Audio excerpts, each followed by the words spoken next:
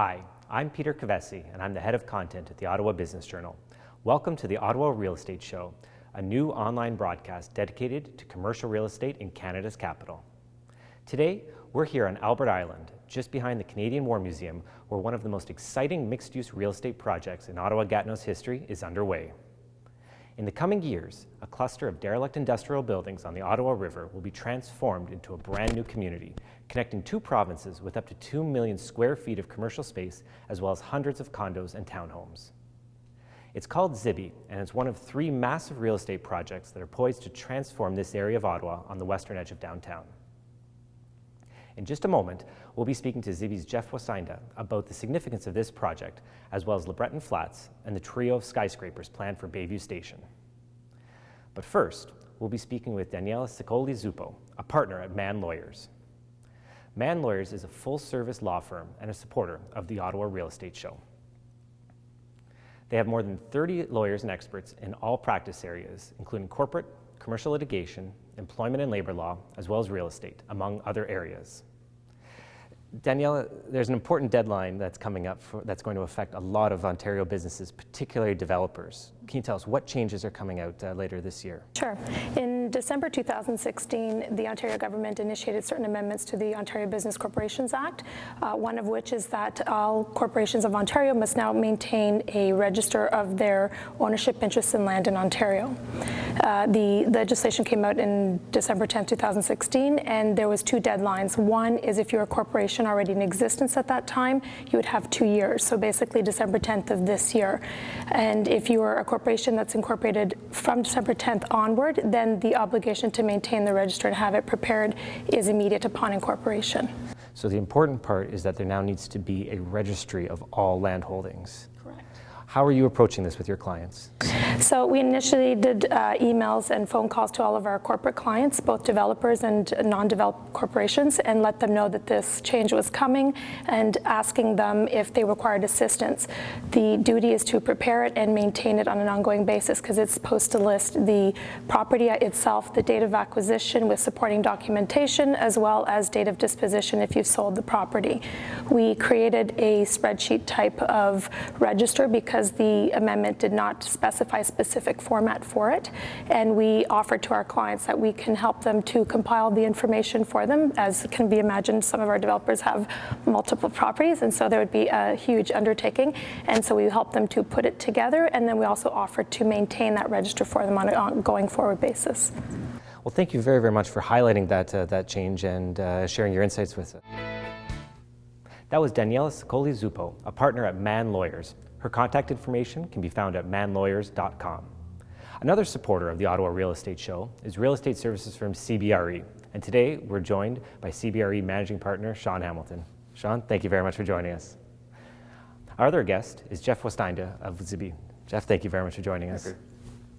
So Jeff, I want you to maybe start just providing us with a bit of context. Where are we right now and what's planned? How long have I got? I could talk about this for an awful long time. So Zibi, 37 acres, sitting literally in the middle of the Ottawa River between downtown Gatineau, downtown Ottawa. We have zoning to put in 4 million square feet of true mixed use development. So everything from residential through to large floor plate commercial and everything in between. So when we're done, it's a place where you could live, work, play, learn, and you could, everything you need you can get without the use of a car.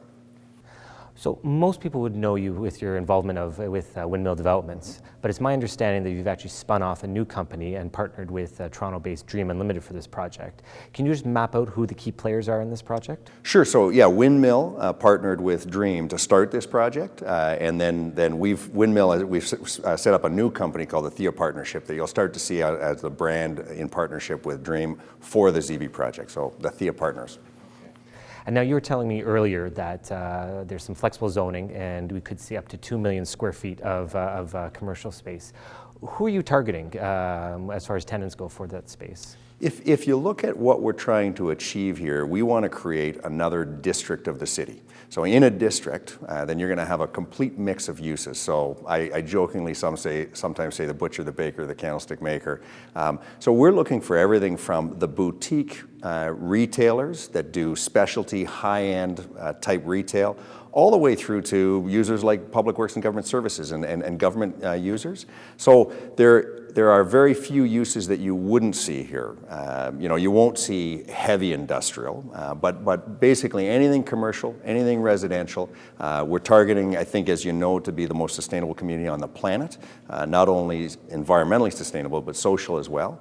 So the involvement of all three of Canada's First Nations, the French, the English, and the First Nations. And we really want to be a symbol of what modern Canadian communities should be built like. So yeah, the flexibility that we've been given by the zoning departments in both Gatineau and in Ottawa allow us to fulfill that dream. I think if you look, Peter, this place will be a destination that's not just a collection of places or a collection of people. It'll be an experience. It'll be a community hub. It'll really appeal to sort of that new economy tendency that we're seeing more and more in Ottawa as well. So it'll appeal to government. It'll appeal to high tech. But if you think of this space rather other than live, work, play, learn, it'll be an experience for people. Actually, it's an interesting point. So if you look, the heart of our community is Chaudière Falls. Chaudière Falls has been locked off for 200 years from the public. Last summer, it got opened up for the first time. It was one of the biggest tourist destinations in 2017 with the light show Miwate, and it only ran for a couple of weeks. It is magic. So I would expect to see that if you were to come onto this community at any time of the day or night, about a third of the people that you see here will be living here, a third of the people will be working here, and a third will be visitors from somewhere else that are here as tourists or using the amenities. How is pre-leasing going so far? Do you have any confirmed tenants yet? Nothing that we want to announce yet. We've got we've got a couple assigned and a lot of interest, but we'll be doing an official relaunch this fall. We finally cleared all of the minor hurdles you have as a real estate developer to put shovels in the ground. So in Quebec, we've got people going to be moving in this September. Residents moving in. We'll have retail plazas going this fall. In Ontario, we're going to be about a year behind. So this fall, we'll be rolling out all of those announcements. But a tremendous amount of interest. And what's interesting, we're getting interest not only from as Sean was saying, high-tech customers, people coming from downtown, but importantly, we're seeing a lot of interest from outside the Greenbelt in Canada, a lot of companies that are looking for that sense of place that we're going to have to offer here. In the real estate world, oftentimes we'll see companies try to pre-lease space or announce space to see what kind of traction they get. And this, I can tell you with this space here, people who see the space, people who are calling on the space sense that it's a reality. This is going to happen. It's not just somebody looking to see what kind of interest the market will hold. The downtown doesn't really have large blocks of space to grow. Canada has been recovering. It is now at single-digit vacancy rates. If you're a large tenant looking for that experience, there aren't really any other blocks to go, and so people are calling here on a regular basis to find out more. So interest is real.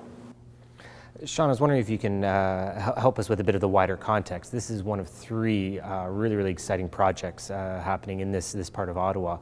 Can you just tell us briefly what's happening with Le Breton Flats and at Bayview Station? Yeah, really, and it's almost four type projects. So we've got obviously Zibi here and the Rendezvous Le Breton group, again with Eugene Melnick and crew.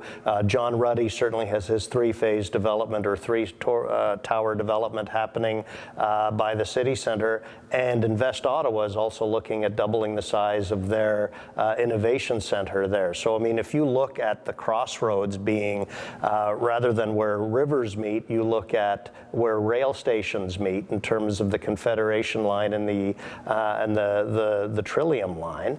We're poised to see millions of square feet of development here to the point that we're giving thought to wondering if we need to expand the boundaries of our core to include this. It'll pull the core west. It's really going to be a defined hub within the city of Ottawa. And what's interesting, our city actually started here.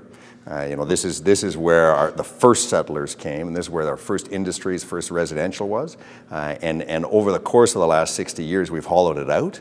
But the reason we started here is because this is the confluence, this is the hub, this is where it should happen. So we're really just bringing the heart back to our cities. And as a further irony, when the pulp and paper mills were here in the 1800s, this was the hub of world innovation in terms of the technology, in terms of to mass produce pulp and paper wood and to distribute it. So, all those things we're talking about today in terms of distribution, clicks, not bricks, for the likes of Amazon and shopping. Shipping was a big thing here, devised out of Ottawa, as well as innovation for how to produce all this pulp and paper and wood for the world. So as we're seeing all these development plans, start to emerge, a question for the both of you: is there enough demand within Ottawa to support all of these projects? I'm really happy we're first out of the gate. There's no doubt about that. I think we're literally years ahead of our neighbors. Having said that, I am thrilled to see what's happening on the neighboring properties. They say a rising tide rises all boats. Cities start to attract new talent, become more interesting, in big part because of the placemaking that happens. And I believe the west side of downtown is going to be a place that's going to redefine our city, redefine the capital. And I have a tremendous amount of respect for the developers involved in the adjacent properties as well. So know that they'll be done right, and that the right kinds of products will hit the market. So no, it's an exciting time to be in this part of the world. So my answer is yes, I think there will be enough demand. So if you look at the modeling of growth in downtown Ottawa versus growth in Canada, the growth in Canada has outstripped Ottawa's downtown growth by a rate of 10 to 1. So as we see more and more technology organizations come into Ottawa's downtown, we will see our rate of growth increase as well. To the degree that if downtown Ottawa's growth rate reaches that of Canada, within the next 3 to 5 years, we will have 2.5 million square feet of space that we need to build in order to accommodate growth. So is that going to happen overnight? No, but as tech grows in our downtown core, which it's been doing by leaps and bounds, our rate of change will also increase. So I think this is well positioned to take advantage of that growth. And the federal government's starting to grow again as well. I mean, we've seen expressions of interest in the last couple of months in the paper of them wanting to grow. They're hiring people. So all in all, both on a tech front and on a government front, we're seeing growth. And to John's point, it's good to be first out of the gate. So touched on this, but Jeff, just as a closing thought, how do you see Zibi and these other big projects really having the long-lasting impact on the National Capital Region? I do think it's going to redefine our city. We are a waterfront city, and if you talk to most people that live in Ottawa and Gatineau and ask them about the waterfront, they look at you with a quizzical look on their face. Our development literally sits in the middle of the Ottawa River. It is probably the only opportunity we have to have an urban waterfront in the core of our city. So that is a huge redefining characteristic for our cities. Then the second part then is when you start moving your entertainment district into the core.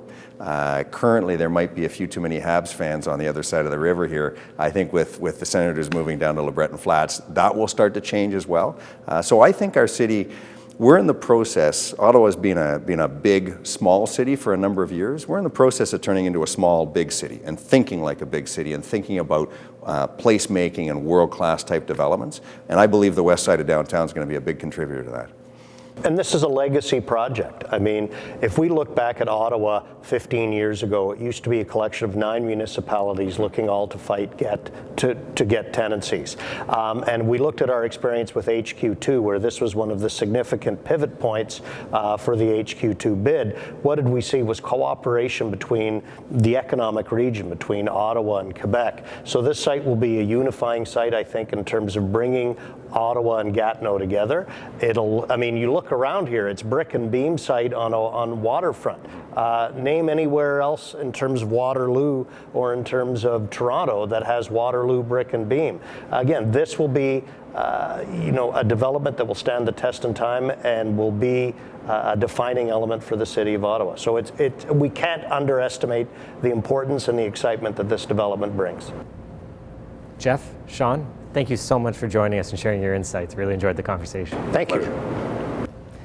And another thank you as well to our other sponsor, Man Lawyers. If you're watching this on Facebook or YouTube, you should check us out at obj.ca. We publish local stories every day about real estate, tech, tourism, and other Ottawa business news. We have a free daily e-newsletter you should sign up for. And we also do some great digital and content marketing for a lot of cool businesses and organizations here in Ottawa. So check us out, obj.ca. I'm Peter Cavesi from the Ottawa Business Journal. Thank you so much for watching, and we'll see you again in a few weeks.